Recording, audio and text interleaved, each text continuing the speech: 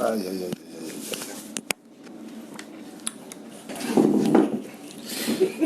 Beshem Hashem, Naaseh V'Natzliach. Boker Tov. Ah, tu es mort de rire aujourd'hui, toi. Hein, grâce à Dieu. On est aujourd'hui le lundi 19 du mois d'octobre et le Rosh Chodesh Mar Cheshvan, Chaim Tovim Ul Shalom. On parlera aujourd'hui d'une conduite dans la paracha de Noach qui demande réflexion selon le Zohar Kadosh sur Noach, justement. Un sujet prenant, à mon avis, Be'ezrat Hashem. Shiur acheté par Freddy Lelouch, Ayakar, Bracha Ba'atzlacha, pour l'élévation de l'âme de Henriette Kouka Lelouch, Bat Julia Ruach Hashem Tenachena Began Eden Elion. Et on profitera en même temps pour souhaiter un très très joyeux anniversaire à Myriam Fitoussi, à qui on souhaite 120 ans de bonheur, de Hatzlacha, Bechol Maseadea.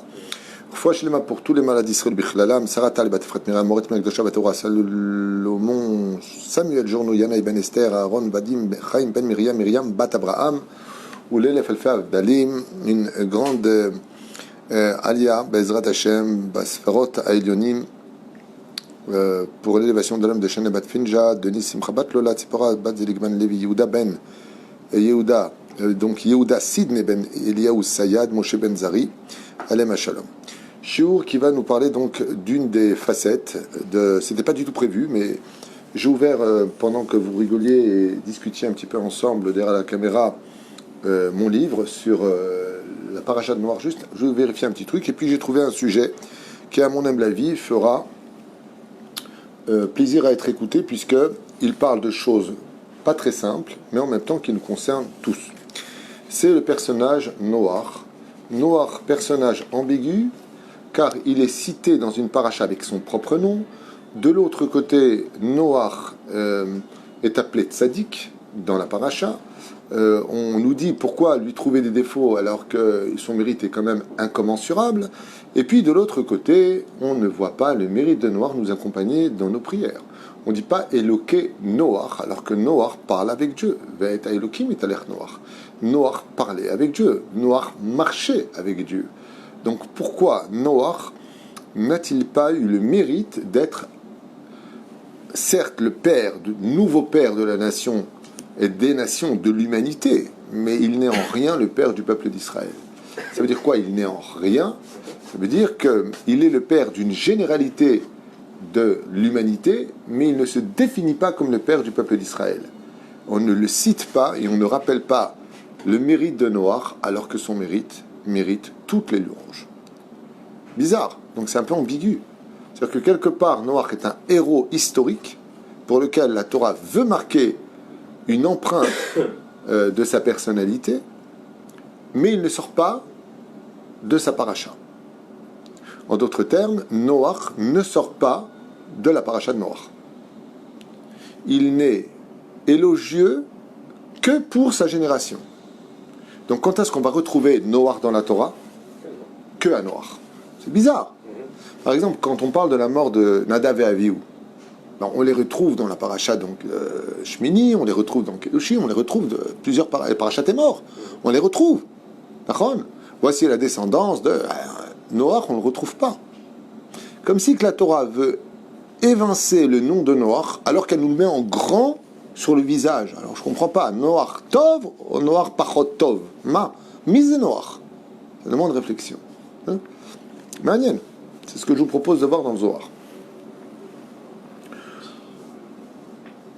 C'est une réflexion qui, bémet, doit frapper l'esprit. Noach, Tzadik, Noach Ishtov. Après, il y a marqué Noach Ish Adama. Alors, vous savez tous ce que dit la Gemara, le Midrash. Si Noach avait vécu à l'époque d'Abraham, alors qu'ils étaient des Avodazara, il n'aurait pas été considéré comme une personne exceptionnelle. C'est parce qu'il a vécu à l'époque du déluge qu'il était exceptionnel. C'est-à-dire, quand on dit les borgnes sont des rois dans le royaume des aveugles. C'est un peu ça qu'on veut dire. C'est ça. Mais c'est pas tout à fait juste. Parce que de rester tzaddik aux yeux de Dieu, qui sonde les reins et le cœur de l'homme, dans une génération aussi dépravée, ressemblera à quelqu'un qui rentre dans l'eau sans se mouiller. Donc c'est un héros. C'est un miracle. C'est un miraculé de la vie, car il n'a pas été empreint d'exemple à suivre. Be'ezrat Hashem, qu'est-ce qui a fait quelque part une faille? Vous allez voir qu'il une fois de plus, la Torah est comme une lumière qu'on accroche à son dos afin d'éclairer le passage des autres, selon Confucius. De bien nous imprégner de l'historique de notre vie pour bien réaliser qu'on peut être aussi un Noach dans notre génération, c'est-à-dire un homme brillant, mais qui ne dépassera pas notre histoire. Il n'y a pas de, par exemple, pour vous finir l'histoire, il n'y a pas la Iloula de Noach. C'est bizarre. Noach est mort telle date. Tu ne vas pas voir aujourd'hui Iloula de Noach. Alors qu'il est le père numéro 2 de toute l'humanité. Tout le monde devrait faire une espèce d'éloge, de souvenir à Noach, car il est le Gar'in, la source de l'humanité. C'était le maître même de Abraham, directement à travers Shem et Ever? Non. Il n'était pas le maître d'Abraham. Pourquoi on ne dit pas Shem et Ever tzaddik aussi? Parce que Hein? pourquoi on ne dit pas Shem et Ever comme quoi c'était des tzaddik? Le problème qu'on a avec Shem et Ever, c'est qu'ils n'ont existé que parce qu'il y avait Abraham qui allait venir. C'est pour ça qu'il y a marqué Ad Sheba Abraham, Pekibel Srach Kulam. C'est-à-dire que qu'est-ce qui a permis à Shem, ce grand tzaddik, qui était considéré comme le Kohen Gadol, père de Tamar, donc il est le père du Melech Hamashiach ben David. Shem et Ever sont deux grands tzaddikim qui avaient bien entendu la Torah de façon officieuse. Hein. Souvent les gens se trompent, mais la Torah n'existait pas avant le don de la Torah. Vous vous gourrez complètement. La Torah a toujours existé. Et elle a été transmise. Mais il y a ce qu'on appelle la dimension de l'officieux, de l'officiel. La Torah a été officialisée le jour du don de la Torah, mais elle existait et mise en pratique avant. La Gemara le dit. Abraham pratiquait jusqu'à Eruv Tavshilin. Quand les anges viennent visiter Sarah, elle était en train de faire les matzot de Pessah pour la sortie d'Égypte. Mais ils n'étaient même pas rentrés en Égypte. Comment tu veux qu'ils en sortent? Parce que la Torah se vit dans plusieurs degrés. Le Pshat, le Remez, le Drash et le Sod. Donc, ils pratiquaient cette Torah. Adam Arishon, qu'est-ce qu'il faisait au Gan Eden? Ils devaient, la Ovda ou le Shomra, Mizvotase. Mizvotase, ils avaient reçu la Torah. Mais elle n'était pas encore officielle. C'est-à-dire qu'on pouvait encore se permettre de dire oui ou de dire non, comme ce fut le cas de Yaakov. Quand on pose la question, on dit, mais comment se fait-il que Yaakov ait-il épousé deux sœurs, alors que la Torah l'interdit formellement? Une des réponses qui est donnée, hormis le fait qu'elle se soit convertie, donc n'avait plus de lien familial dans la conversion, eh bien, c'est que c'était avant le don de la Torah. Et dans ce cas-là, tu dirais Moshe Rabbeinu, qui vient d'un interdit formel de la Torah, une femme qui divorce, qui épouse un autre homme, qui redivorce pour se remarier avec son premier mari, on n'a pas le droit de se marier avec. C'est un Issour Biyah Hamour Meod, et Moshe est né de cette union. Et la Gemara pose la question, elle dit, mais comment c'est possible? Il dit, c'est l'Okashia. Ça, Elifne Matan Torah, ça a été avant le don de la Torah. Donc, alors quoi, on fait ce qu'on veut? Oui. Avant le don de la Torah, il y avait un salaire pour les mitzvot que nous faisions, mais pas une mitzvah de les faire. D'ailleurs, on dit Gadol ha-metzouvé, mais Mishenon metzouvé. Plus grand est celui qui reçoit l'ordre officiel de faire les choses que celui qui les fait parce qu'il n'est pas obligé. Quand on n'est pas obligé de faire une chose, on n'a pas beaucoup d'Yetzirara. C'est quand on est obligé que le Yetzirara vient. C'est pour ça qu'on dit qu'avant le don de la Torah, il y avait moins de sachar. Il y a que moi qui t'entends, Alex, tu dis. C'est pour ça qu'avant le don de la Torah, il y avait moins de sachar que quand on l'a eu. C'est ce que je viens de dire. Avant le don de la Torah, il y avait pas de... il y avait le salaire de l'action. Par exemple, une femme qui rentre dans une souka n'a pas la mitzvah de rentrer dans la souka. Elle n'est pas metsuva. Elle n'a pas d'ordonnance d'y être. Mais elle recevra un salaire. C'est comme les enfants qui ne sont pas bar mitzvah, qui ne sont pas mechouya et qui font... D'accord. Comme c'est marqué, amène tes enfants au Talmud Torah ou à la synagogue pour en recevoir le salaire. Et pourtant, ils ne vont rien apprendre. Ils sont petits. Mais tu prends un salaire. Il y a fait. On commence le Zohar HaKadosh pour ce petit chiour qui est grand. Amar Rabbi Yehuda. Donc, dans le Zohar HaKadosh, dit Rabbi Yehuda, Afal pi chez Noach hayat tzadik. Même s'il est convenant que Noach était un grand tzadik, Lo yakedai shakadosh b'chu yagen ala olam bishvilo. Est-ce que Noach n'aurait pas eu assez de mérite pour que Dieu protège le monde entier par son mérite à lui? Qui a été capable de dire dans Maseret Sanhedrin que s'il n'y a qu'un seul tzaddik sur terre, c'est moi, et par mon mérite à moi, même si toute la terre qui verra était des Rechaïm, le monde vivrait. Il était à lui tout seul l'équivalent de 10 tzaddikim. C'est Rabbi Shimon Bar Yochai. Rabbi Shimon Bar Yochai dit, si le monde doit tenir sur 2 tzaddikim, c'est mon fils et moi. Mais pourquoi il n'y avait pas d'autres tzaddikim à l'époque de Rabbi Shimon Bar Yochai? Je rappelle qu'il y avait Rabbi Akiva, il y avait Rabbi Meir, il n'y avait pas... Non, ce qui veut dire Rabbi Shimon Bar Yochai, c'est pas des tzaddikim conventionnels qu'on connaît, comme Noach, qui était tzaddik. Des tzaddikim qui auraient atteint un tel niveau que le monde, même s'il n'était plus du tout respectueux des lois morales humaines, Dieu ne l'aurait pas touché. Un mérite tellement grand que pour lui, ça valait le coup. C'est-à-dire que si tout le monde était des ronces, Dieu aurait laissé pour cette rose qui est au centre. Rabbi Shimon Bar Yochai a vécu pendant une période où aucun arc-en-ciel n'est apparu. 40 ans pendant la vie de Rabbi Shimon Bar Yochai, personne ne peut dire j'ai vu un arc-en-ciel. Alors que le monde était dépravé. Mais son mérite était si grand que Dieu n'a jamais donc cherché à détruire le monde. Peleplaim. Donc il y a des degrés dans les tzadikim qui sont quand même assez importants. Les Hachela Chouchol. Le Zohar dit, d'accord, on a déjà vu des tzadikim qui ont été capables de sauver le monde, comme Rabbi Shimon Bar Yochai, comme Avraham Avinu. La Gemara dans Sanhedrin pose la question, il dit, le monde a été créé pour Avraham, le monde a été créé pour Israël, le monde a été créé pour... Et de là vient Rabbi Shimon Bar Yochai, il dit, de toute façon, s'il n'y avait qu'un seul tzadik sur terre, c'est pas de l'orgueil, il connaît sa place, c'est ce qu'il dit. Vous avez, il y a un médecin, oui, moi, oh, l'orgueilleux, c'est pas un orgueilleux, les médecins, les médecins. Kedai, que je vous Tachazé. Zohar nous dit, viens voir, donc je traduis directement. Moshe lotala bashu bisruto et la bisrut avot arishonim. Moshe Rabbeinu, chaque fois qu'il intervient, il n'est pas intervenu par son mérite à lui personnel, mais faisait intervenir le mérite de ses pères, car le père de Moshe, par exemple, Abraham, fait partie des tzadikim qui n'ont jamais fauté de leur vie. Donc il faisait appel à qui? Abraham, Yitzhak, Yaakov, Eloké Avi, son propre père. Aval Noach loyalo, Bemi, Shiitle Sruto. Problème de Noach, c'est qu'il n'avait pas de Srutavot. Il n'avait pas sur qui se reposer pour appeler un mérite supplémentaire. C'est très important quand on est une personne qui venons d'un grand tzaddik, parce que le mérite du tzaddik protège sa descendance. Le Zohar nous dit, premier défaut de l'histoire de Noach, c'est que Noach n'avait pas sur qui compter pour qu'il ait assez de mérite pour le protéger. Amar Rabbi Yitzhak, donc comme Moshe, Vim kolze, kevan shamar kadosh baruch hu vakimoti et beriti itach, comme Dieu lui a dit, je lèverai mon alliance avec toi. Ayalo levakesh rachamim alem. Donc, qu'est-ce qu'il a fait Hachem? Il ne peut pas mettre une personne dans une situation sur laquelle il ne peut pas tenir. Dieu a fait une alliance avec Noach. Et le fait d'avoir fait cette alliance, c'est ce qui va créer le problème dans la conduite de Noach. En fin de compte, qui devient le mérite de Noach? Dieu lui-même. Dieu lui dit, utilise-moi. Je vais faire une alliance avec toi. Donc, maintenant, tu as le summum de l'aide requise pour pouvoir sauver le monde. C'était après le Maboul, du coup. Non. Puisque Dieu va lui dire, fais une teva, regarde la suite. Oui, l'alliance, oui, je vous rappelle qu'elle a été faite après le déluge, après le déluge. Mais Dieu était avec lui, puisque Va'it Aler,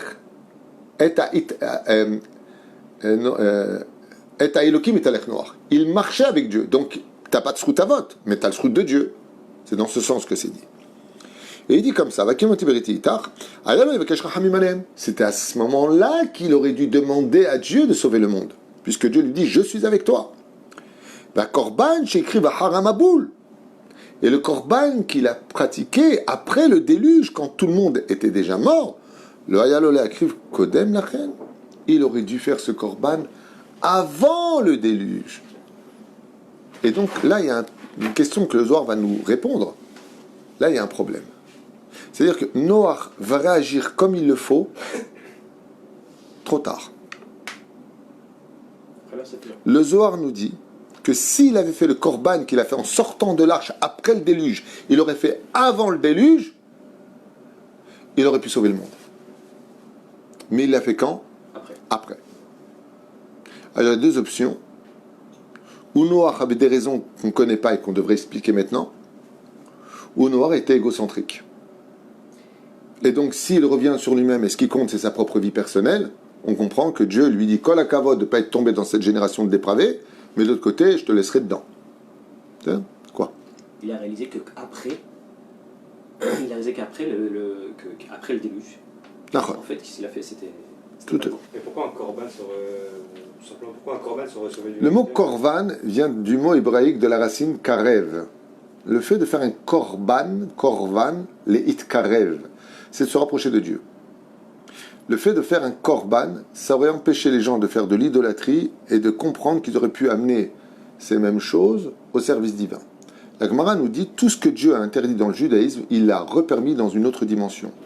Par exemple, le porc nous est interdit d'être consommé, mais il y a un poisson qui s'appelle le bouta ou je sais pas quoi, qui a le même goût. La femme nida nous est interdite, mais la femme Betula, donc vierge qui se marie, son sang nous est permis, puisqu'on peut aller avec. Et ainsi de suite. C'est-à-dire que la Torah, ce qu'elle te ferme à droite, elle te l'ouvre à gauche. Donc il fallait simplement dévier, comme l'a dit Abraham. Au lieu de servir les choses stupides, eh bien servez avec ces mêmes choses le divin. C'est la d'ailleurs du Rambam. Le Rambam dit pourquoi on fait des korbanot. Eh bien, comme on avait dans le sang de vouloir absolument sacrifier, ben Dieu dit ouais, au lieu de le sacrifier pour des ch'touillottes, faites-le pour moi. C'est la du Rambam qui est très discutée d'ailleurs par le Ramban. Pas accepté même, bichlal, par le Ramban. Donc c'est un autre sujet. Et donc il dit, donc on est toujours avec le Zohar, le Korban va écrire Achara Maboul. Va yalo la écrive Mikodem Lachen. Seulement, peut-être qu'apparemment Noach avait des raisons. Noach parle avec Dieu, si Dieu s'adresse à lui, c'est que c'est pas n'importe qui. Ma baya shel Noach. Quel est son problème? Oulaya Mashkit Akas Me'olam. Qu'est-ce qu'il aurait dû faire Noach? Atténuer la colère de Dieu. Dieu est en colère. Il y a deux choses qui mettent Dieu particulièrement en colère sur terre: la débauche sexuelle, Zera Levatala, et le vol. Dieu déteste ces deux choses-là, le mettent vraiment en colère. Ça veut dire que dans la création du monde, Dieu s'est permis de libérer sa colère pour ces deux choses particulières, sur lesquelles il ne sera pas longanime. Celui qui vole, et celui surtout qui jette sa semence pensant que c'est du liquide, ça va, je suis rien de mal, je ne vois personne. Alze akadosh hu makpid vekoes meod. Amar Rabbi Yehuda. Donc le Zohar nous dit au nom de Rabbi Yehuda. Ma yalo le Noach laasot. Qu'est-ce qu'il aurait donc il aurait dû faire, dit le Zohar. Arrête. Risha olam ayu machisim lifnei Hashem itbarach. Les Réchaïm de cette génération ne cessaient de fâcher Dieu, s'accouplant avec des animaux, les hommes entre les hommes, les femmes avec les animaux, les femmes avec les femmes, les hommes avec les animaux. Tout était mélangé, toutes les espèces se sont mélangées. Et donc c'était le tohu, c'était le maboul dans ce domaine. Il y a kriv korban alehem, et là, vadaï noach hayam efached alatzmo. Le problème, c'est que s'il avait fait un korban, il aurait atténué la colère de Dieu. De là, vous apprendrez que quand on fait un korban, quand on fait une mesirut nefesh, on calme la colère divine. Pour les autres. Pour les autres. C'est par exemple, à la maison, il y a des choses qui vous énervent. Vous avez envie de vous énerver, vous allez vous calmer. Vous allez calmer dans le monde la colère divine. C'est pour ça qu'il est impératif de travailler nos midot. Dieu adore les gens qui sont capables de surmonter leur colère. Dieu adore ces gens-là. C'est comme ça dans Psachim. Et là, seulement Noach, il a eu un problème. Il n'avait pas trop d'émouna. Et il y avait une chose chez lui qui n'allait pas, c'est qu'il avait peur pour lui. Pourquoi il avait peur? Il a eu peur que l'ange de la mort vienne le prendre de ce monde pendant cette situation. Lama. Souvent les gens s'étonnent. Comment se fait-il que les religieux meurent quand il y a des pandémies, quand il y a la Shoah, quand il y a des guerres? Comment se fait-il que Dieu ne protège pas les tzadikim? Pourquoi vous ne les protégez pas? Combien de tzadikim sont morts pendant les pogroms? Combien? Le Zohar répond à cette question à propos de Noach. De quoi donc avait tellement peur Noach pour en avoir oublié l'humanité, penser à lui? Il n'est pas fou, Noach. Noach connaît l'étude de la Torah. Il est l'élève de Mathusalem. Et il sait exactement, Metouchelach, il sait exactement comment ça se passe dans le ciel. Il connaît les conséquences d'être un tzaddik quand plus rien ne va. Et voilà ce qu'il dit. Veyada et masem araim kolayom. Et il voyait les actions des hommes débauchés autour de lui et des femmes encore plus débauchées que les hommes. dans leurs actions. Et Noach disait, il faut que je me dépêche, il faut que je parte, vite. Lama. Et il ne cessait de fâcher Dieu, et Noach ressentait la colère divine planer dans l'atmosphère, car Dieu déteste les débauches. Rabbi Yitzhak Amar, dit Rabbi Yitzhak dans le Zohar, donc maintenant Rabbi Yitzhak va nous dire quel était le secret problématique de Noach. Car quand le monde devient de plus en plus débauché, voleur, immoral et tout ce qui s'ensuit, quand la colère de Dieu grandit, Dieu cherche un korban sur terre. Bravo. Et c'est le problème de Noach. C'est que Dieu lui dit, t'es le seul tzaddik. Il dit, oh punaise. Ça veut dire quoi? Ça veut dire que pour calmer le monde, il va falloir que tu me tues. Pour mériter de construire le Beth Amikdash, qui est mort le jour même de l'inauguration du Misbéach? Nadav Avihu. Ça veut dire que pour faire la kapara du peuple d'Israël, quand une épidémie s'abat, qui Dieu va prendre? C'est ce que nous dit le Zohar.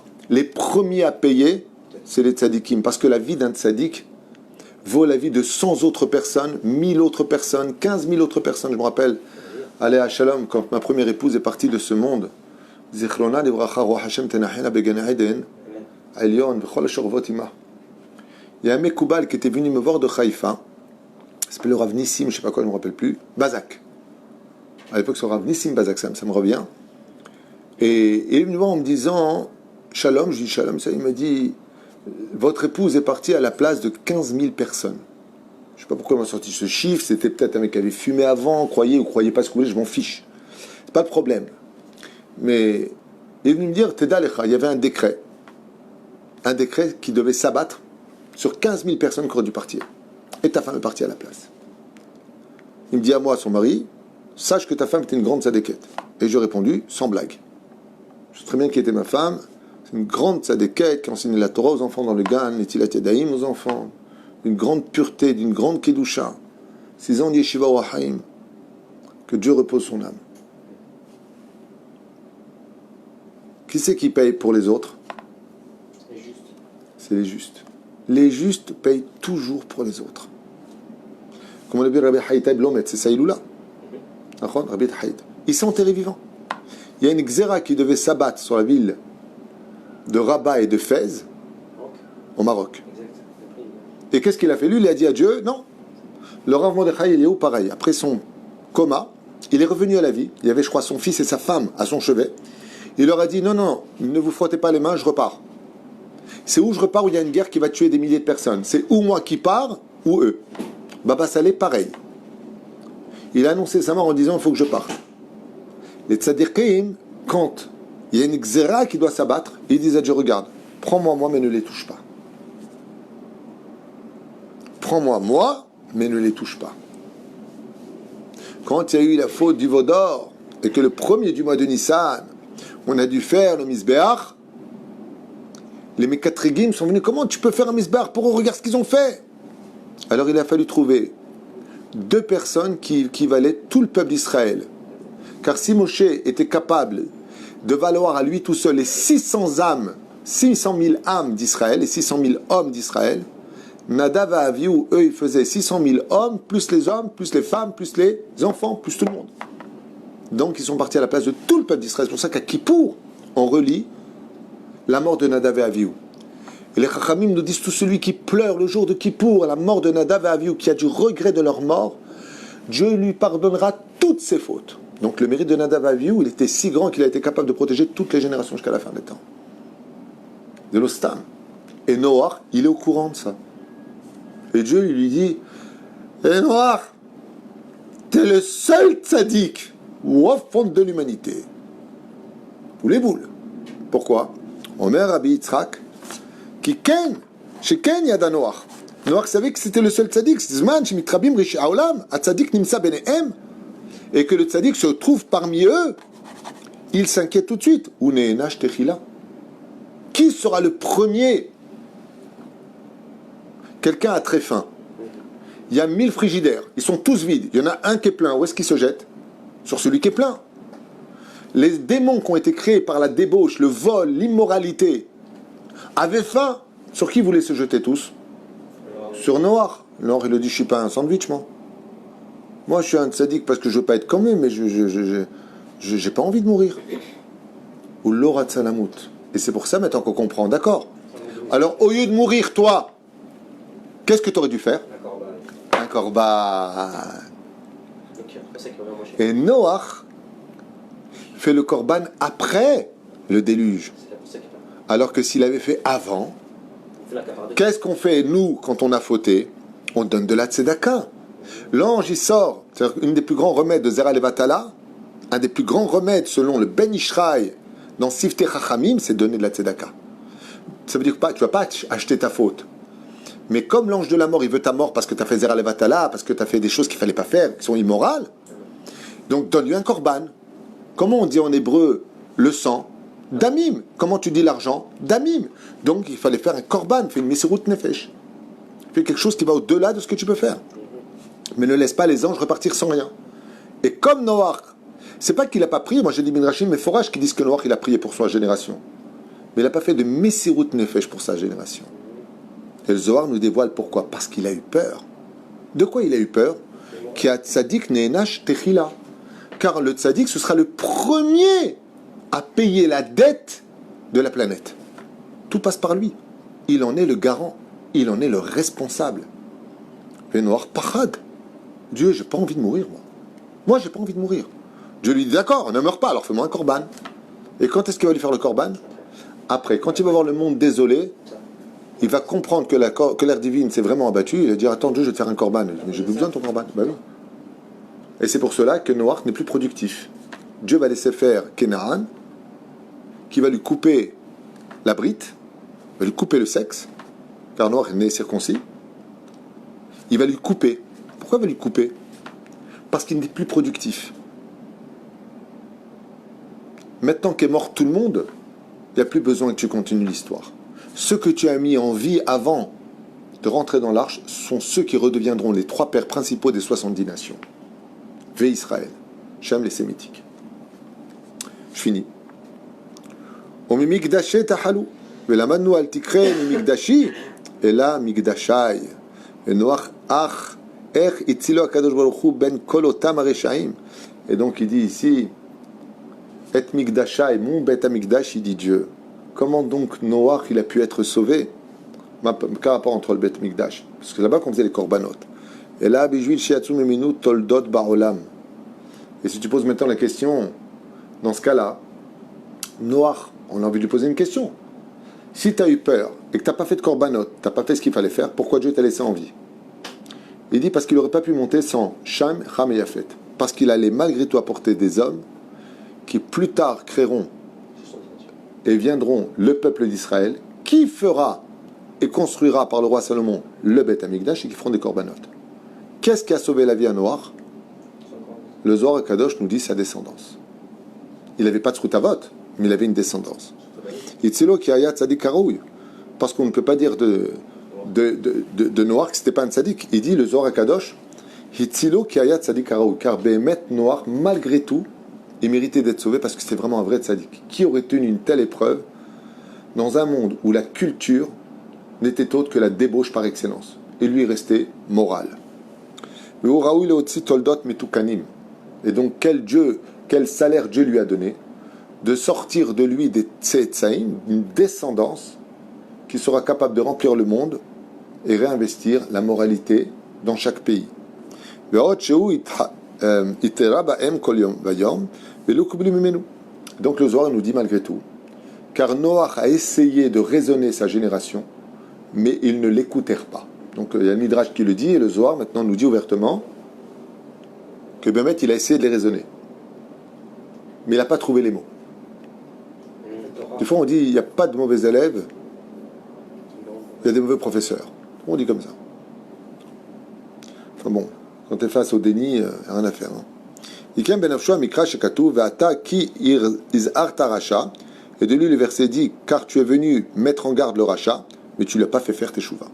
Urti ve'ata et nafshecha itzalta, mais tu as sauvé ton âme. Mikan, de là, Ki kol mi shemazir et aracha, tout celui qui mettra en garde les Réchaïm de ne pas continuer sur leur chemin car ils fâchent le Créateur du monde, afalpi shelo kibel mimenu, même s'ils ne reçoivent pas ses remontrances, hu itzil et atzmo, il sera sauvé. Et là, le Zohar nous annonce une nouvelle incroyable, c'est que tout le monde le sait, le but de ta réussite, ce n'est pas de réussir, mais de faire ce que tu avais à faire. Malgré tout, nous annonce le Zohar, qu'est-ce qui a sauvé Noach? Il y en a qui disent que c'est Abraham, parce que venait de lui Abraham. Ok, on a vu sa descendance. Il dit non, malgré tout, il a quand même essayé de raisonner le peuple. Et tout celui qui fait ce qu'il peut, dans ses moyens, pour essayer de raisonner les autres. Bien entendu, quand tu essaies de raisonner les autres ou mettre en garde les autres, ou de prévenir les autres, en général, on t'insulte. En général, on te dit, mêle-toi de tes affaires, pour qui tu te prends, tu vois pas ce que tu es, et ainsi de suite. Les gens n'acceptent pas les réflexions, et encore moins les remontrances. C'est-à-dire, si tu dis à une personne, enlève la paille qui est dans ton œil, il va dire, toi, va enlever la poutre qui est dans le tien. Très connu. Et là, le Zohar nous dit, qu'est-ce qui a permis à Noach d'être sauvé malgré tout? C'est parce qu'il a fait ce qu'il devait faire à son échelle à lui. C'est-à-dire, mettre en garde les Réchaïm, les mettant en garde sur la punition. S'il avait fait ça dans notre génération, il y aurait eu dans tous les médias, regardez ce qu'il a dit, Dieu va battre le monde avec le déluge. Et tu as toujours des abrutis derrière l'écran, ah, t'as vu ce qu'il a dit? Quel propos? Il juge, pour qui il se prend? Il annonce juste des choses qui risquent d'arriver. Il n'y a pas un drame d'annoncer des choses que les nations humaines ont amenées sur eux. Surtout quand ils sont référencés. Et que ce n'est pas dit dans la haine. Et les Réchaïm ont été attrapés dans leur propre faute. Et là, le Zohar nous dit, jusqu'où est parti Noach pour essayer de raisonner les autres jusqu'à ce qu'il les frappe? Qui aurait dû être frappé normalement? Noach, pour les sauver. Noach, qu'est-ce qu'il a fait? Il aurait dit, vous savez, je vais vous dire un truc. Arrêtez vos bêtises, Dieu il va envoyer. Ne croyez pas que parce que vous êtes en train de faire ce que vous voulez qu'il ne se passe rien, il ne se passe rien. C'est comme un père qui dit à son fils, arrête, je vais me lever, arrête, ça suffit, arrête. Mais au moment où il se lève, après, ça va faire mal. Et là, le Zohar, il nous dit, pourquoi Dieu il n'a pas frappé Noach? Il dit parce qu'en réalité, c'est la population, chaque fois qu'il leur disait d'arrêter, il le battait. Et Noach était humilié. Il disait à Dieu, je ne peux pas aller plus loin que ça, ils vont finir par me tuer. Donc c'est ou l'ange de la mort qui risque de me prendre parce que je suis le seul tzaddik, ou eux qui vont finir par me tuer parce que je leur dis ce qu'ils doivent faire. Qu'est-ce que fait Noach? Il pense à lui. C'est pas pour moi, c'est pas de mon ressort. Noach va se réincarner. Chez Abraham Avinu, entre autres. Une partie d'Abraham vient de Noach. Et ensuite, Noach va totalement se réincarner chez Moshe Rabbeinu. C'est pour ça qu'il y a un parallèle qu'on avait déjà fait dans le Sod HaChashmal entre Noach sauvé des eaux et Moshe sauvé des eaux. Baruch Hashem Ma'anien, étudier des choses qui doivent réveiller chez nous un petit peu plus de réflexion. C'est que très souvent on se met à prier quand ça ne va pas, alors que le Zohar nous apprend que dans la vie, c'est tant que les choses ne sont pas encore arrivées que tu peux faire le maximum pour les sauver. N'attends pas. Vous savez, ça ressemble à l'histoire de quelqu'un qui portait du poids. Il portait un très très gros colis. Tant qu'il avait du mal à le porter et qu'il était sur le point de tomber, tu pouvais l'aider facilement à garder ce poids sur l'épaule pour l'aider à l'emmener jusqu'à la destination finale. Mais si le colis tombe par terre, les efforts à fournir pour le relever complètement seront beaucoup plus difficiles. Et c'est ce que nous apprend le Zohar. Dieu lui dit, mais pourquoi tu fais le korban après? Si tu n'avais pas la force de leur dire ce qu'il fallait faire, tu aurais dû faire le korban avant. Ouais, mais d'accord, mais le korban, il n'aurait pas fait faire tchouva à la population. Et Dieu lui répond, ouais, mais moi, il m'aurait calmé. La Messirut Nefesh de chacun de nous est capable de calmer la colère divine. Baruch Adonai l'olam amen. D'accord.